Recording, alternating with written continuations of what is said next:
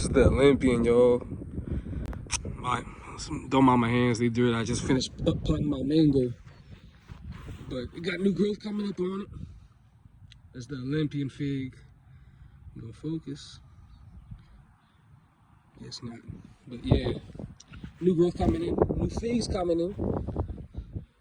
No tag on it, but yeah, the Olympian. This is really hard to fig though, so you know, nothing to be really surprised about. It can handle down to 0 degrees. And this, oh my God, I planted this a month ago. No, 2 months ago. And you see how I didn't even cover this. Well, I covered the soil. I did not cover this pineapple guava, y'all.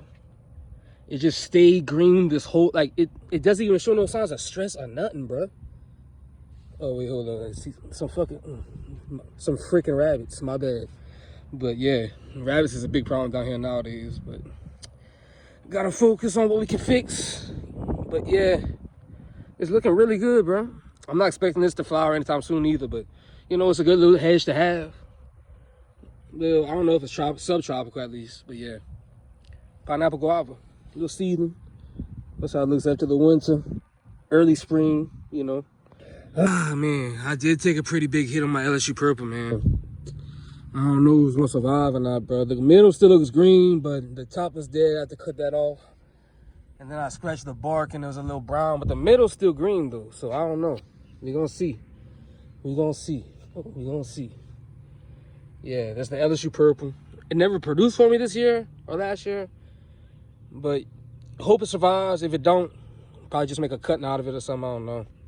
But yeah, and this actually thoroughly surprised me. This is my possum purple passion fruit. It produced, I planted about September, but it ended up producing me about like 4 passion fruits.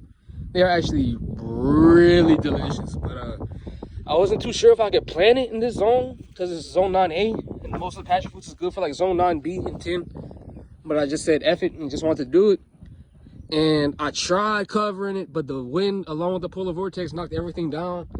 And the top ended up getting like as you can see, it's cut down and all that, bro. Like this is busted. This is busted. But look at this, bro. From the root, it got new growth coming from the root, bro. This plant is so vigorous and resilient, man. And I was so worried I had to get another because these are so expensive. You have no idea how expensive these are to get around here, man. But got new growth, basal growth. That's a really good sign. So I wanted to make this video, show this specifically, to prove that you can grow passion fruit in ground with minimal care in South Louisiana. It is possible. South Louisiana meaning like Lafayette, not New Orleans. New Orleans is more like zone 9B, like Grand Isle, New Orleans. But yeah, new growth coming in. Maybe we'll even have passion fruit by like summertime, never know. But yeah, I want to make that video. Oh, my seedling trees I got right now. That's the jackfruit. I actually left the jackfruit in a semi-protected environment. It wasn't really protected. It lost some of its leaves, but you know, what can you do about it? It's a tropical tree. Jackfruit. So from that from seed, this is about like 5 months old. It's not even that old. And it's already about like 3 feet. Vigorous growers. They're in the fig family too, I think. That's why they grow so fast. And then we got this is just a random mango seedling. I actually heard that if a mango seedling does not produce 2 shoots on the same seed, it's not gonna be true to fruit. So this is just literally a random mango seedling. It might be the best mango I ever had. It might be the worst mango I ever had. Never know. This one, it looks bad, really bad right now, because it got hit by the snow last year. We had the snow in Louisiana. But it was 2 trees, and I ended up cutting one of them down and grafting one of them to the branch. So yeah, and let me see if it's, there we go. Can't really see. There you go. A little growth right there.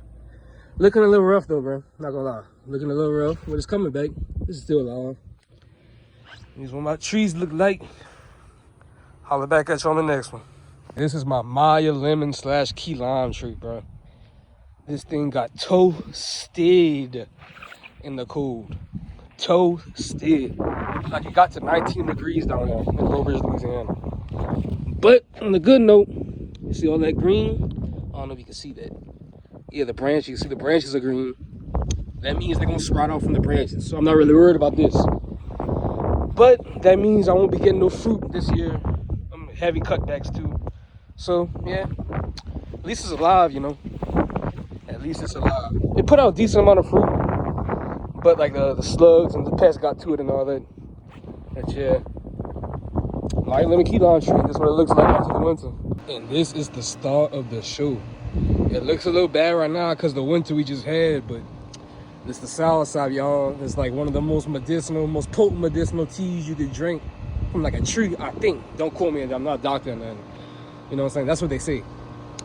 But yeah, I grew some seed. It's about 2 years old. Look how big that chunk is. Yeah.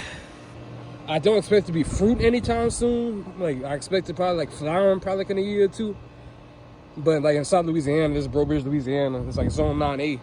I don't really expect to really get fruit like that. But yeah, use for teas. Especially use for teas. That's probably what I'm gonna use this for. If it fruits. If it fruits, it'll be even better. But the main focus right now is just the teas. As you can see, all the new nodes that just came in. This was in the house for like a good week or two. It got down to 19 degrees, but yeah, they all coming back up. This whole thing was bushy. Like, it lollipopped itself in the cold. This whole thing was bushy full of leaves. Now it's just full of little nodes. Yeah, that's cool, bro. And this, the mango, this one is seed also. It's a honey mango seedling. I don't expect it to be fruiting until like I'm moved out of this house into another state or something. I heard 10 years, I heard 8 years, I even heard like 4 years, so who knows, you know. But like, yeah, all seedlings. Made it good through the winter though. No wilted leaves or nothing. Well, a little bit of wilted. That's because I just up powdered it. I just put it in a little 15 gallon. But yeah, all green everything really. And this the sugar apple, y'all. Man, I took a big loss on this one. I don't think it's gonna survive, bro. Like, I put it inside the building, but there was no airflow in the building that it was in. So I think it caught root rot or something. I'm gonna put a picture of what it looked like when I first got it. I got it earlier this year. But man, I don't know, man. It's not looking too good, man. The trunk is looking squishy. The trunk is looking a little black. Yeah, man, I don't know. But on the good news, we got some seedlings. Put some seeds in the ground or some seeds in the pot when I had the fruit. And man, I heard it takes about 2 years for this to fruit, so I'm excited for this. And I got some atom oil.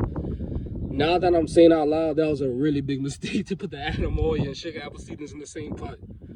Oh my God. But yeah, I'm worried about that one. I'm gonna cross